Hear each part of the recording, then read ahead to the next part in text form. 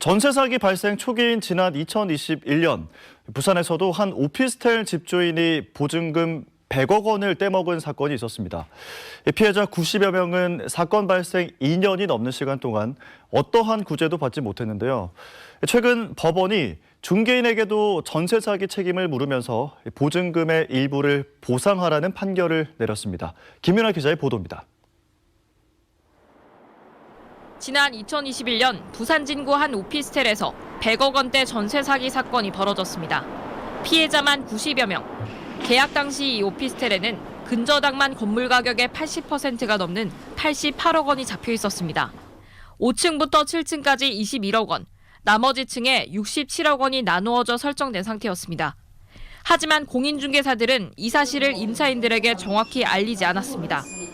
특히 5, 6, 7층을 계약한 임차인들에게는 근저당 액수를 21억 원으로 낮춰 알리기도 했습니다. 모르는 사람이랑 집계약을 할 때 세입자가 믿을 수 있는 사람은 사실상 공인중개사밖에 없잖아요. 중개사들은 건물 전체의 근저당권, 공동담보 목록, 경매 기록 등 세입자들이 알아야 되는 모든 사실에 대해 고지하는 것을 의무화해야 하고, 믿었던 중개인들한테 정확한 정보를 받지 못해 결국 피해자가 된 임차인들은 분통을 터뜨립니다. 백동에 앉은 피해자들은 이제 안정적인 삶을 살아가는 것, 그리고 친구들과 소소하게 여행을 가는 것, 우리 사랑하는 사람과 이제 결혼해서 가정을 꾸리는 것 같은 상식적인 생활이 불가능한 상태예요. 피해자 85명은 공인중개사들을 상대로 소송을 냈는데 법원이 최근 피해자 손을 들어줬습니다.